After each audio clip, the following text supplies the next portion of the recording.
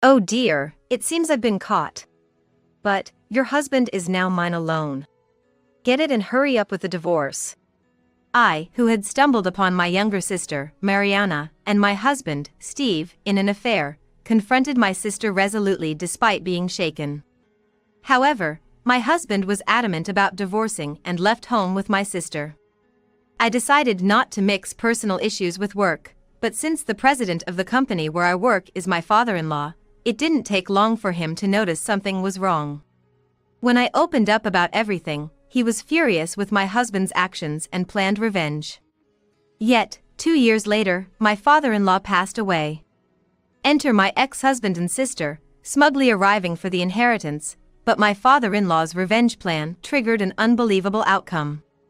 When I was over 30, the president of the company I worked for took a liking to me and arranged a meeting with his son. Initially, I refused, but the president was very fond of my work and character, and insisted that I marry his son. He even said it was okay to refuse if I didn't like him, so I agreed to the meeting to honor the president. Meeting him, I was drawn to his bright, pure, straightforward nature, incapable of lying. After a few dates, we decided to get married. 5 years have passed since then, and I'm in my late 30s. I feel like these next few years are crucial if we're going to have children. But my husband says there's no need to rush. A childless life together isn't bad either. His easygoing nature, along with our flexible approach to marriage, lessened my sense of obligation to have children. Instead, we cherished each other and led a happy married life. My husband is an only child, but I have a younger sister, Mariana, who is 10 years younger. With such an age gap, I often felt more motherly towards her. I prefer a stable and modest lifestyle, while Mariana is the opposite, living for the moment and not worrying about the future. This mindset is fine as a student, but questionable as an adult. I once bluntly told her she needs to take responsibility for her life, especially as our parents age. Naturally, this caused a rift between us. My sisters and I weren't on good terms even before that, so needless to say, that argument caused us to grow further apart. Mariana's flashy lifestyle and like-minded friends used to disrupt our family home. Eventually, I moved out and started living alone. Later, I met my husband, Steve, through an arranged meeting. Despite being in her late 20s, Mariana was still living a carefree life. When I moved into my new home with Steve, Mariana started visiting frequently. Initially hesitant, she soon became a regular, to the point of overstaying her welcome. I tolerated her visits, not wanting to strain my marriage. I didn't want to spoil our relationship between husband and wife by making a lot of comments. Steve often sided with Mariana, even when I knew she was being unreasonable. I wanted Steve to be on my side. One day, 5 years into our marriage, Mariana unexpectedly visited on a weekday night. She usually visited on weekends, likely because Steve spoiled her. Of course, my husband pampers her, so that's what she's aiming for. Concerned, I asked why she came. Mariana had a big fight with our parents and left home.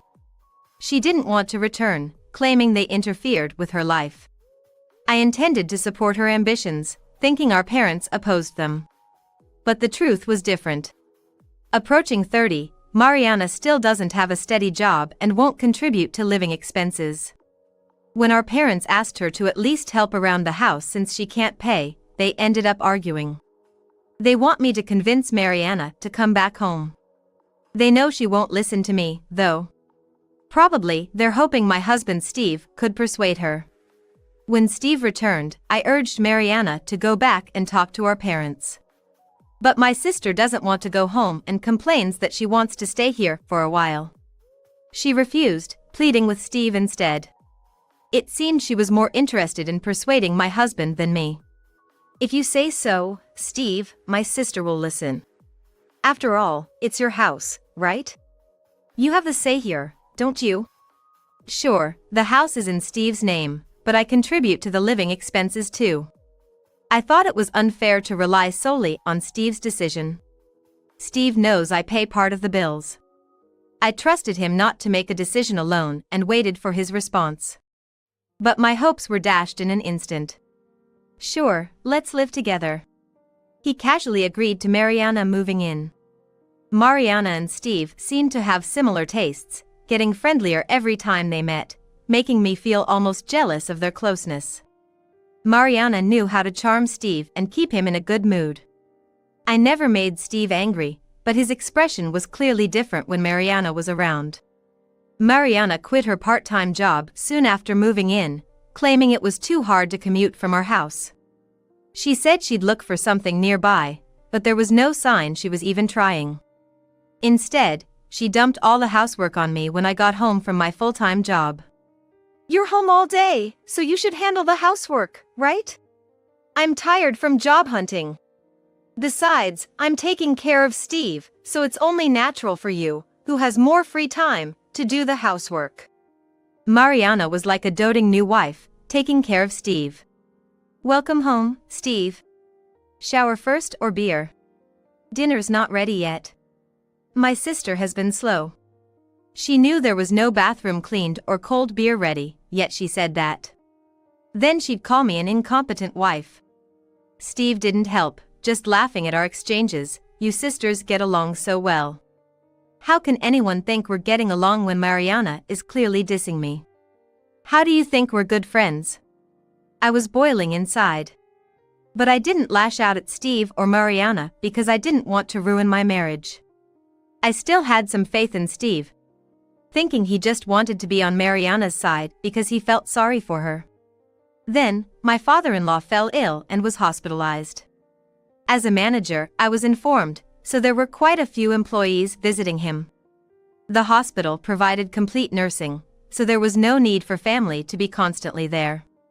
Still, I visited him every day after work, staying until the end of visiting hours. He worried if I was too busy with work and home. Despite his own health issues, he was such a kind person. But Steve didn't visit, claiming he was too busy with work.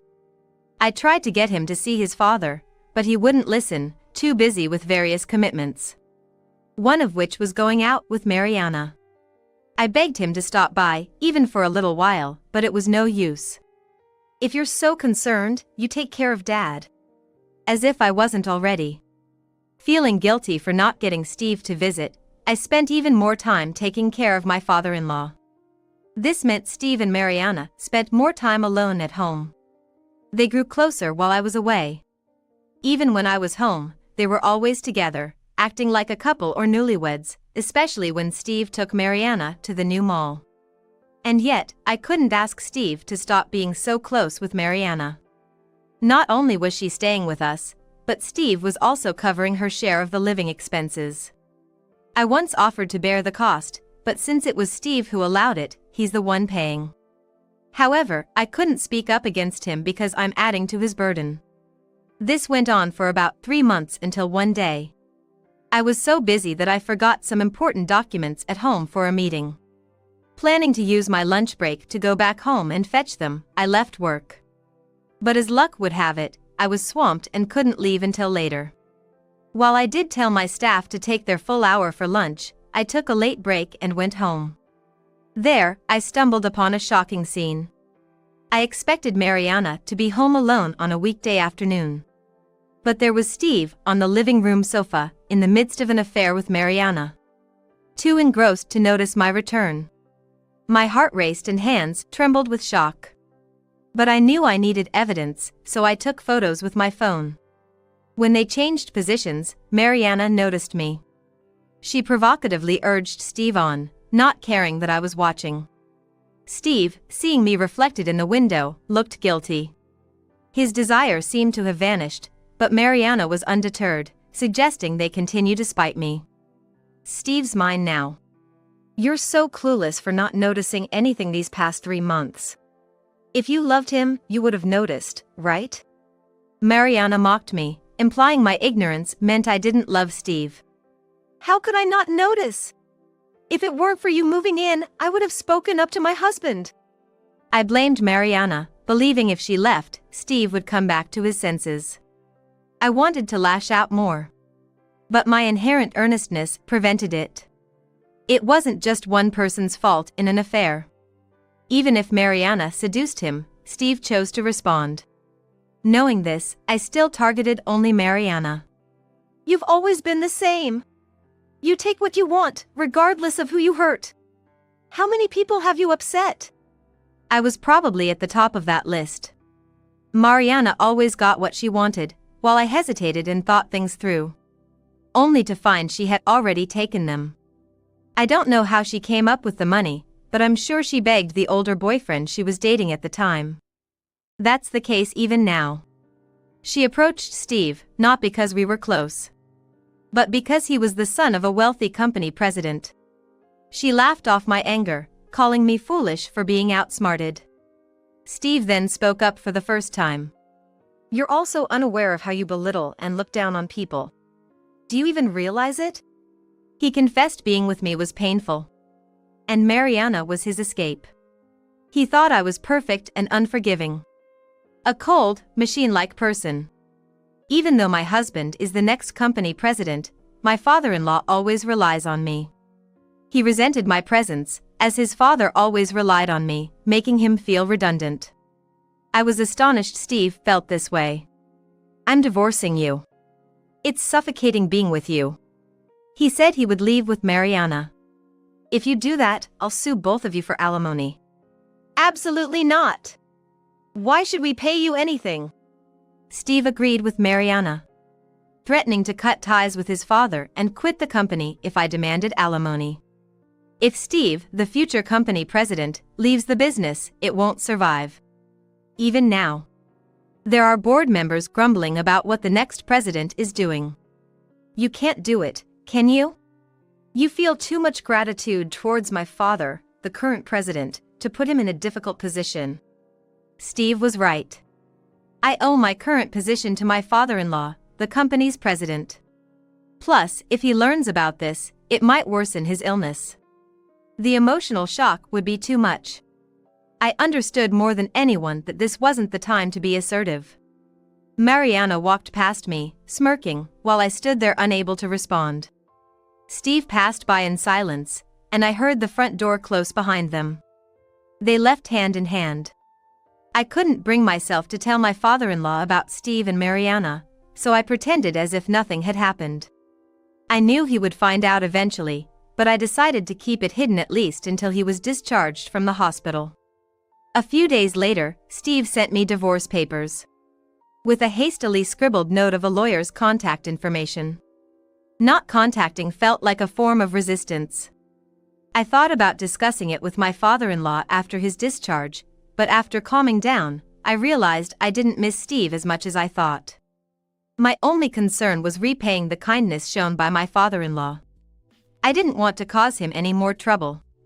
So, feeling it was wrong to hesitate, I decided to contact the lawyer to proceed with our divorce. I carried the divorce papers with me, planning to visit the lawyer after visiting my father-in-law at the hospital.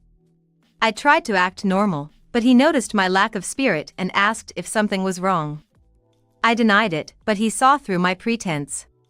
I couldn't deceive him and ended up confessing everything since his collapse, including Mariana being Steve's affair partner. It was hard to say the words. I felt responsible, as Mariana's sister, for setting the stage for their affair.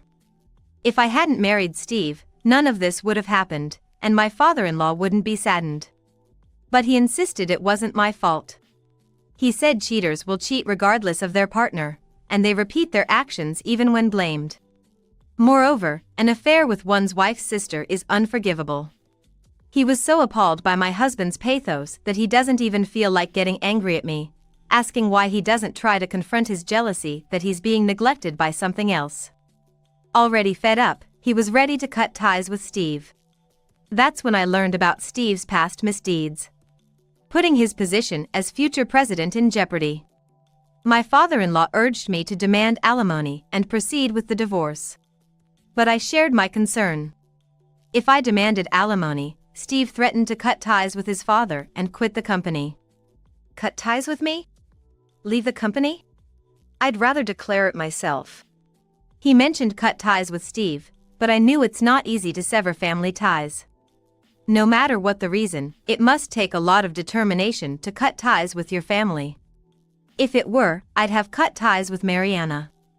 After some thought, my father-in-law seemed to have made up his mind and made me a proposal. My father-in-law made a proposition that left me speechless. He told me to take my time deciding, and until then, he'd wait for the divorce papers. I decided to wait until then to file for divorce. I couldn't decide alone, so I consulted my parents. They supported any decision I made. Mariana's actions were unforgivable, and they too felt it was time to take a stand. After careful consideration, I accepted my father-in-law's offer. I informed him, then visited the lawyer and notified Steve. He was overjoyed, believing I'd followed through with our deal and not demanded alimony. He even ordered me to diligently care for his gracious father until the end. I could have spoken up now that I was no longer bound to Steve, but I chose to play along, following my father-in-law's plan to exact revenge on Steve and Mariana. That's why I decided not to argue and play the role of a useless woman who can't disobey her ex-husband. 2 years later, my father-in-law, who had been hoping to return to the company, passed away. I stayed by his side until his last breath. There were close calls, but he had overcome them. I believed he would pull through this time too, but the accumulated strain and his age took their toll. I informed Steve of the close calls, but he never showed up, dismissing them as not critical. I contacted Steve just before my father-in-law passed away. The doctors had said it was time to prepare for the worst. I urged him to visit while he could to avoid regrets, but he never came to the hospital. My father-in-law passed away surrounded by me and the company's executives. I had little time to mourn, as I had to arrange the funeral and notify people who had known him. The first person I had to inform was Steve, as the actual son. I told him about the death with a shaky voice, and this time, he asked detailed questions about where to go. I answered as best as I could. Then, Steve arrived at the family home with Mariana. Relatives' visits were the priority, followed by company associates. Many employees voluntarily helped behind the scenes. Steve seemed unaffected by his father's death. People grieve differently. Some cry openly, others remain stoic in public and grieve in private. So even though it looks like my ex-husband doesn't feel anything towards my father-in-law, I don't know what's going on in his heart. So, I thought best to leave Steve alone. But as I was about to leave, he stopped me. "Where are you going? I need to talk to you." He blocked my way with a low, growling voice. Turning around, Steve claimed he would inherit the company and all the estate, and as an outsider, I should leave immediately. He even forbade me from attending the wake and funeral, ordering another employee to represent the company instead. I was surprised. But everything was unfolding just as my father-in-law had predicted. He had said Steve would certainly try to claim everything. I relayed the script my father-in-law had given me to Steve. "I'm not an outsider. After our divorce, your father adopted me as his heir." Steve, in disbelief, began to panic. "How dare you do this without consulting me, his son? It's invalid. I don't need your permission to be adopted by your father. And now, I inherit everything." When my father-in-law adopted me, a notary public prepared a will bequeathing everything to me, with his lawyer present. Steve knew the lawyer and could verify if he didn't believe me. My father-in-law had foreseen Steve's actions, and as expected, Steve realized I wasn't lying. "If you had visited your father even once, maybe things could have been different." The likelihood was slim, but depending on Steve's redemption, he might have received some inheritance. Steve had no comeback and fell silent. But Mariana hadn't given up. Dredging up some knowledge she thought might be useful. She's always been quick-witted about such matters. I think my sister's life would have changed if she had used it for something else, but it might be too late. She claimed that even with a will, Steve was entitled to a forced share. I expected Steve to jump on this, but he just looked more uncomfortable and stayed silent. I knew why. My father-in-law had disowned Steve after he accumulated a massive debt as a bachelor, which my father-in-law had to pay off. The debt wasn't a few million, but tens of millions of yen. When my father-in-law covered it, it wasn't without conditions. One was that Steve had to repay a set amount each month, interest-free. The other condition was giving up his right to a compulsory portion of the inheritance in lieu of repayment. Maybe Steve thought it didn't matter since he'd inherit anyway. He probably saw the debt write-off as more beneficial. I don't know his exact thoughts when he signed the waiver, but that meant Steve had no right to any compulsory portion. My father-in-law had lost patience with him, but he hadn't considered cutting ties with him yet. He hoped that a responsible wife and a family would make Steve more accountable and less dependent. That's when he noticed me. At first, he saw me just as a potential wife for Steve, but then he felt I had the qualities of a successor. He had hoped that marrying me would inspire Steve to grow, not drive him to jealousy, infidelity, and divorce. Steve kept silent as Mariana pressed him on why he wasn't responding. My ex-husband can't tell. He couldn't admit that he had signed away his rights due to short-sightedness and a desire for an easy way out. So I spoke for him. Mariana turned on Steve, accusing him of deceiving her. "You deceived me. I didn't deceive you. I never thought Dad would do something like this. You should have realized something was up with all the attention Dad gave to my sister. Why didn't you check before divorcing her?" As they started to argue at my father-in-law's funeral, I decided to interject. "Sorry to interrupt your heated argument, but I'm going to claim my emotional damages against both of you using the video I took on my phone." I delivered the news lightly and cheerfully. It felt like a triumphant reversal. It's no good to let your emotions run wild. I knew that by looking at my sister. I should change my behavior after seeing how others behaved. I had a tendency to lose my emotions and be too serious. My sister, on the other hand, seems to be a person who lets her emotions dictate, but I thought her ex-husband was a moderate and pure person. I realized that my ex-husband and my sister were actually not that different from each other. I think it was easy for us to hit it off because we were similar people. My sister and ex-husband got into an even bigger fight when I announced that I was demanding compensation. However, I don't want to show any more ugliness in front of my father-in-law. I asked a young male employee to help me throw the two troublemakers outside. My ex-husband is my birthplace, what's the point of bashing him out? However, my housekeeper, who thought I was in danger as my sister and ex-husband approached me, contacted my father-in-law's lawyer, who in turn notified the police, and the police who rushed to the scene gave me a strict warning. Onlookers gathered from the neighborhood, and my sister and her ex-husband quickly left. By the way, I became even closer to the housekeeper that my father-in-law trusted and employed for many years after I became his adopted daughter. Even after her father-in-law passes away, she plans to continue working as a housekeeper as long as she has the strength to do so. After that, with the help of those around me, I completed my role as chief mourner. Executives praised the funeral, saying it was a rare and splendid funeral, and the conduct of the chief mourner. Since I had been preparing to take over as the next president, the company transition went smoothly. Being a female president, I became well known within the company, with no employee unaware of who I was. It's common in large companies for employees not to know the CEO's face. Our company, headquartered in Nebraska, has branches in other regions and subsidiaries. My father-in-law worked even during his hospitalization, buying struggling companies and improving their performance. As the company grew, it was natural for only the management to know the president. You might forget someone you met just once at an induction ceremony. I resolved to always remember my initial determination and unite the employees to build up the company. My father-in-law had started with the same intention but gradually lost it as the company expanded. When I was uncertain, my father-in-law always told me to go back to the basics and to listen to others' opinions but make decisions responsibly. He taught me many lessons from his successes and failures.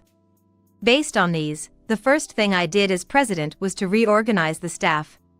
Though I only fired one person. Steve, who believed he would be the future president, had been misusing company funds. Even as president, the company's money isn't personal funds. He didn't even understand that basic principle. No matter how dire the circumstances, using company funds is absolutely unacceptable. However, I didn't want to dismiss someone without hearing their side, even if their reasons were trivial. It's better than acting rashly and dealing with complications later. Steve's excuse was pathetically inadequate. He wanted to live a luxurious life with Mariana. Apparently, he indulges every whim of hers. She's all I have.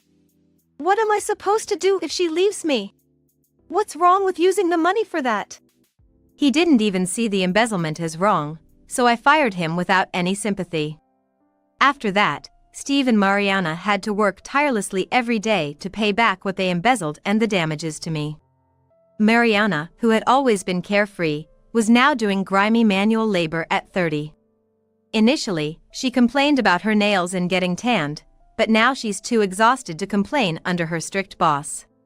Steve, once praised as the next president, now gets reprimanded even by new employees. Hey janitor, make sure to throw out the trash properly. By chance, his job at a cleaning company ended up being at his former workplace. It was lucky for me, as I could monitor their repayment. Thanks to the housekeeper, who agreed to continue her duties after my father-in-law's passing, I could focus on work without worrying about home. My current goal is further expansion and international outreach. While I may not have been suited for marriage, finding a fulfilling job has made this the most rewarding time of my life.